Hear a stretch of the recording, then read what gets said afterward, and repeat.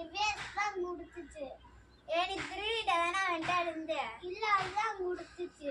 பொய் சொல்லாத, நீ அவன்கிட்ட இருந்து திருடிட்டேன்னு எனக்கு தெரியல. அதுதான் கொடுத்துச்சு. கூட என் தம்பி டாட்டா.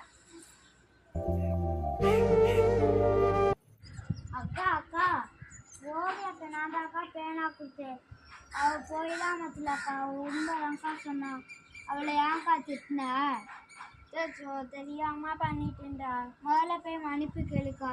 போய் கேட்குறேன்டா.